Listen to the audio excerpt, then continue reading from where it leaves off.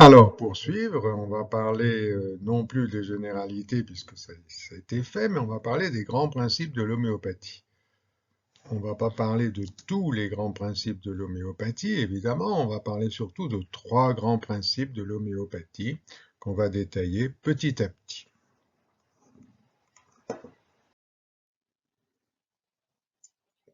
Mais si on réfléchit bien, il y a trois principes de base de l'homéopathie. On pourrait en voir plus, bien entendu, on dirait, mais il y a aussi la dilution, etc. Mais nous les verrons, on va en parler. Mais il y a trois grands principes de base. Ces trois principes sont le principe de similitude, qui est absolument incontournable, qui est le principe de base. On a vu comment Hahnemann avait découvert l'homéopathie avec son quinquennat. Un principe de globalité, qui fait dire que tout dépend de tout, et un principe d'individualisation, c'est-à-dire que le remède est individualisé, il n'est pas le même pour tout le monde, pour tous les malades, et puis chaque malade est pris en compte dans ses caractéristiques. Donc c'est ça les trois principes de base que nous allons décrire plus en détail. Le principe premier, c'est la similitude. Incontournable la similitude. C'est comme ça qu'Hahnemann a trouvé l'homéopathie, c'est les semblables, c'est la pathogénésie. Mais qu'est-ce que c'est que la similitude, hein? C'est quoi la similitude? Ah, ça, c'est pas facile à saisir exactement. Ça n'est pas une simple analogie, ça n'est pas l'identité. Alors, qu'est-ce que c'est? C'est une image miroir avec les symptômes les plus caractéristiques du malade et de la maladie. Et du remède également. Donc, voilà ce que c'est que la similitude et on va la décrire un peu plus en avant. La première chose à discuter, c'est l'identité. Est-ce que l'homéopathie, c'est l'identité? Est-ce que le remède homéopathique est identique à la maladie? Eh bien non. Est-ce que c'est le mal par le mal? C'est ça. Si c'était l'identité, ça serait le mal par le mal. C'est-à-dire que si vous aviez telle maladie, on prendrait un petit bout de la maladie ou un extrait de cette maladie, ou un crachat de maladie, n'importe quoi, on le dynamiserait et on le donnerait, ça serait vraiment l'homéopathie, le mal par le mal. Eh bien non, c'est pas le mal par le mal. Pourquoi? Ben, si on regarde par exemple ces photos qui sont des photos d'identité, vous voyez les photos d'identité, ben oui, on se reconnaît bien quand on a une photo d'identité. Mais 20 ans après, des fois on se reconnaît pas. Pourtant, c'est la même personne, mais qu'est-ce que c'est que la personne? Et au-delà du fait de ne pas reconnaître la personne, une photo d'identité, évidemment, elle est parfaitement ressemblante. Elle a tous les symptômes, si j'ose dire. Elle a tous les signes. Or, parmi tous les signes, il y en a beaucoup qui sont pas intéressants. Et les signes vraiment intéressants, ils sont paumés, ils sont complètement englués dans cette totalité, cette masse de symptômes. C'est-à-dire qu'à ce moment-là, la réaction sera mauvaise, ou elle sera nulle, ou elle sera trop forte. Et on peut des fois donner un remède identique, c'est vrai que ça arrive, par exemple en fin de maladie ou pour pallier aux inconvénients de certains vaccins, on peut donner des dilutions de l'identique, mais là c'est tout à fait spécifique. C'est pas sur un principe homéopathique véritable, c'est sur un principe d'identité qui n'est pas le principe de l'homéopathie véritablement. Alors vous allez dire, mais alors si c'est pas l'identité, c'est l'analogie, ça ressemble. Ah, ça ressemble, oui. Il y a eu de tout temps une certaine homéopathie populaire qui faisait dire, ben, ça ressemble, alors on va donner le médicament qui ressemble. C'est une pensée magique qui en soi n'est pas forcément totalement fausse. Par exemple, lorsqu'il y avait toujours les rougeoleux, on mettait des rideaux rouges en disant ben ça va, ou alors si on, par exemple le citron c'est bon pour le foie parce que c'est jaune. C'est pas forcément faux, mais c'est pas l'homéopathie. Ou alors Fernandel, il a un visage un peu chevalin, alors on va lui donner un lait de cheval. Ou alors quelqu'un va faire des gestes de mouette, on va lui donner des plumes de mouette. Mais c'est pas vraiment l'homéopathie parce que ça n'est pas basé sur la similitude et d'autre part ça n'est pas basé sur l'expérience dont on a parlé, c'est-à-dire l'expérience, le proving, la pathogénésie, comme on avait dit, où on donne la substance à quelqu'un qui n'a pas de symptômes particuliers et on va décrire les symptômes qui sont déclenchés. Et c'est d'après ces symptômes déclenchés qu'on va trouver la similitude. Donc l'analogie, la loi des semblables, la loi des signatures, elle est intéressante, mais ça n'est pas l'homéopathie. Alors vous allez dire, mais c'est quoi l'homéopathie? Il commence à nous agacer avec ces histoires. Eh bien, l'homéopathie, c'est un peu comme si on faisait de la caricature. C'est-à-dire qu'on ne va pas chercher tous les symptômes du remède ou tous les symptômes du malade. On va chercher les symptômes les plus caractéristiques, ce qui les rend caractéristiques. Et il n'y en a pas 36 des symptômes caractéristiques, vous voyez? Par exemple, une caricature de Gainsbourg, etc. On va trouver les oreilles, on va trouver le nez, etc. Et on dira, quel que soit l'âge, c'est-à-dire que peu importe si c'est 20 ans après, on dira, ah ben oui, ça c'est Gainsbourg, même petit, on le reconnaît avec ses oreilles en feuilles de chou. Vous voyez, c'est quelque chose de très particulier qui donne un petit peu l'essentiel de l'image de la personne et l'essentiel de l'image du remède. Et ça va être cette image miroir qui va nous servir et non pas en donnant tous les symptômes avec une foule de symptômes où on va dire, ben voyez, allez, comme on voit des fois dans des cabinets d'homéopathie, on donne un, un petit fascicule où il faut cocher, vous aimez ceci, vous aimez la salade, pas la salade, etc. Et on va donner tous les symptômes, mais finalement tous les symptômes, ils sont pas forcément importants.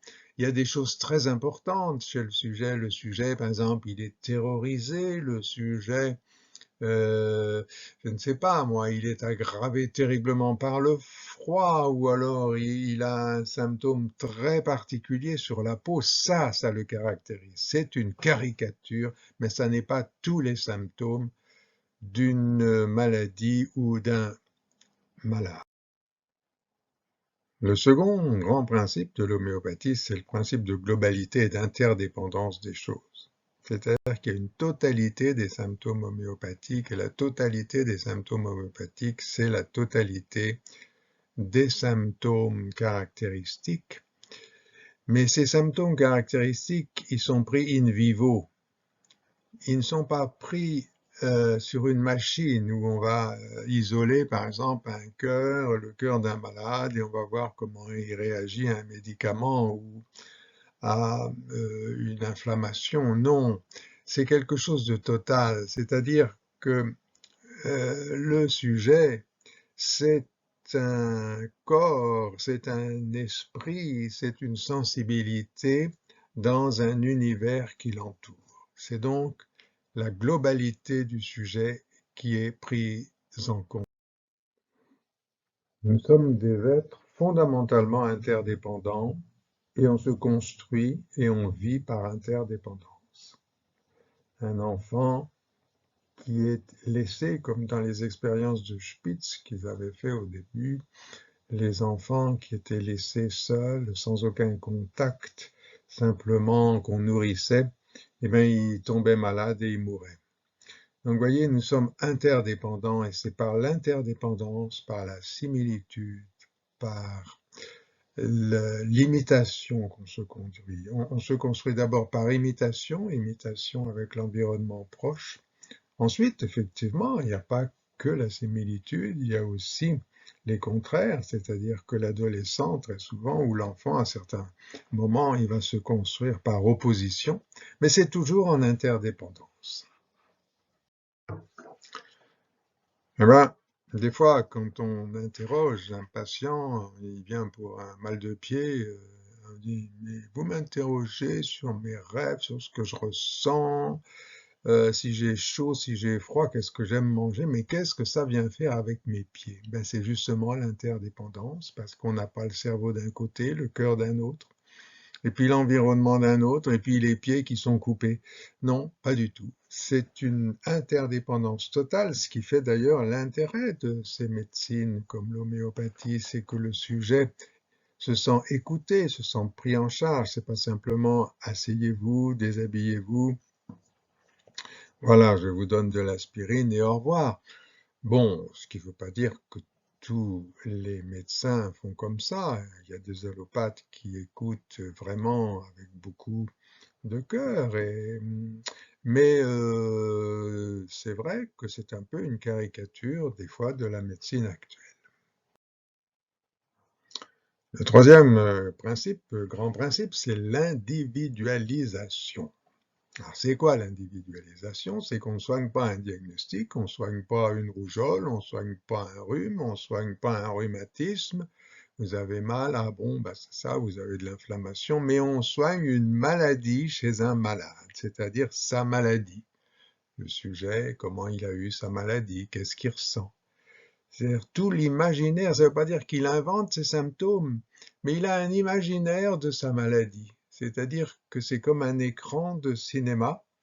Il y a maladie, mais maladie, ça suffit pas. Ça, c'est le nom de la maladie, mais il y a tout ce qu'il ressent et tout ce qu'il voit et tout ce qu'il perçoit, c'est-à-dire tout ce qu'il vit. Parce que c'est quelqu'un de vivant, c'est pas une boîte de pétri, c'est pas quelque chose de mécanique et de coupé du monde. Ainsi, en homéopathie, le patient est-il individualisé? Je me rappelle, on disait dans les hôpitaux, dans mon enfance, c'était le 33, un bassin pour le 33, un bassin pour le 39, un bassin pour le 7. Il y avait des grandes salles et les sujets, c'était même pas leur nom, on disait un numéro. Voilà, on dit Robert Dupont, ça c'est un peu plus sympathique que Dupont-Robert. Dupont-Robert, ça c'est vraiment la sécurité sociale, ou parce qu'un prénom c'est par définition avant le nom.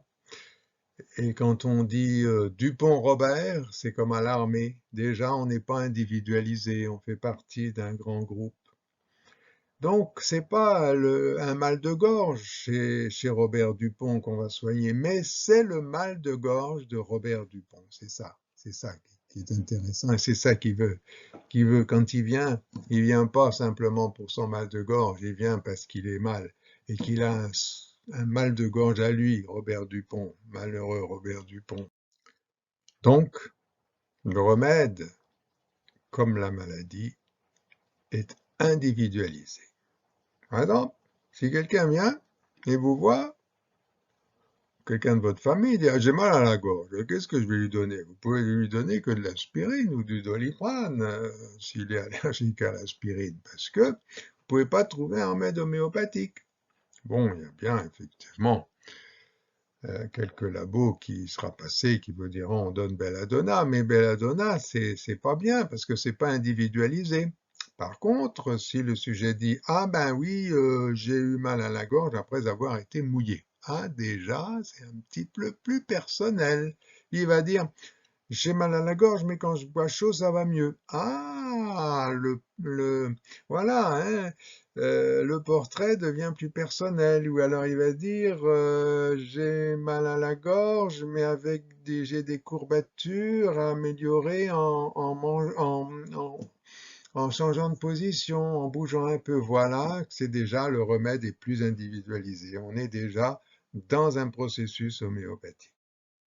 Mais au-delà de ces trois grands principes, si on prend toujours le troisième principe d'individualisation, il faut parler aussi de deux choses importantes. C'est que Hahnemann, au début, par exemple, il avait donné des remèdes à forte dose, par exemple de la belladone, de la conite, et il s'apercevait que même si le remède était individualisé, il y avait une aggravation. Il y avait une aggravation. Pourquoi? Parce qu'il y avait une aggravation qui était due à la toxicité du remède. Donc il a dit, ben, je vais diluer.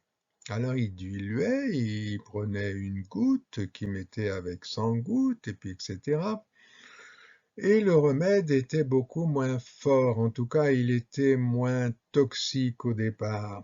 Et voilà pourquoi il a eu l'idée de diluer. Il a eu l'idée de diluer et il s'est aperçu qu'en diluant, Évidemment, la réaction était peut-être moins forte, mais en tout cas, il évitait la réaction négative, la réaction due à la toxicité.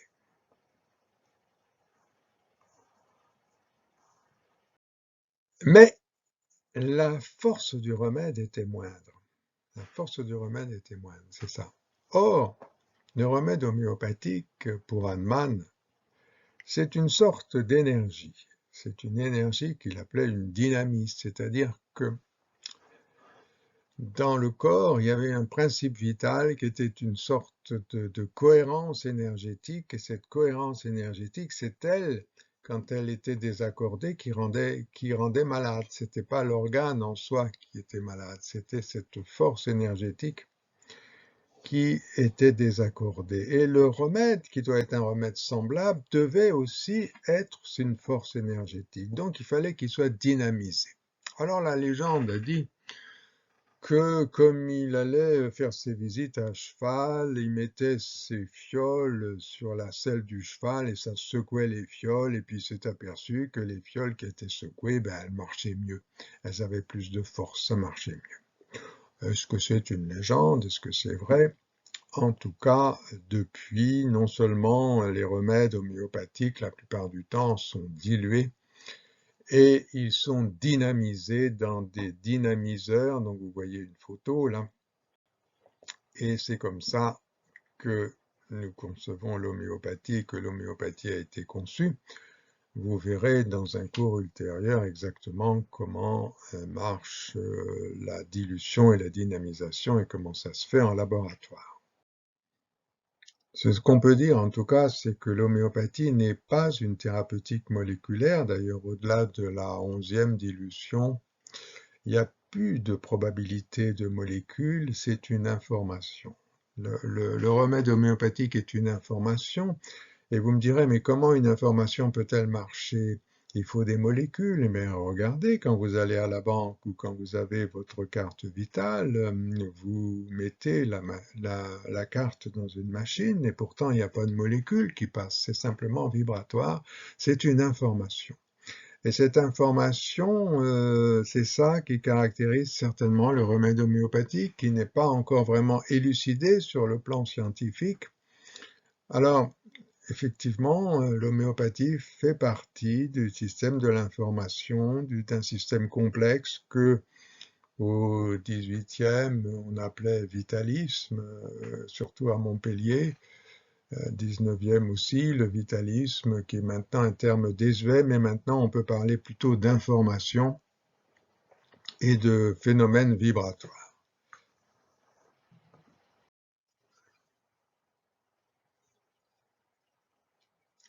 C'est une information, le remède homéopathique, et c'est ce qui fait que la plupart du temps, il n'est pas accepté par la science officielle, puisque pour la science officielle, nous sommes essentiellement des molécules. Cela dit, on sait très bien que entre la molécule et l'énergie, il y a une relation et que certainement nous sommes aussi des êtres vibratoires, nous ne sommes pas que des molécules. Donc voilà le problème de l'homéopathie et de ces tiraillements scientifiques qui font que la plupart du temps elle est décriée. Certainement un jour ou l'autre, et prochainement d'ailleurs, on va découvrir qu'il y a autre chose que la molécule dans le corps humain. D'ailleurs, on le dit déjà, mais la médecine n'est pas encore aux mains là, des chercheurs de pointe, c'est plutôt des chercheurs encore qui sont ancrés dans une conception du XXe siècle et du XIXe siècle. Mais voilà, grosso modo, ce qu'on peut dire sur les grands principes de l'homéopathie. Évidemment, c'est pas exhaustif, hein, mais vous allez découvrir petit à petit ces principes en pratique. Et vous allez découvrir plus de principes et plus d'homéopathie. Et peut-être que ça va vous aider dans votre vie, certainement. Voilà, merci.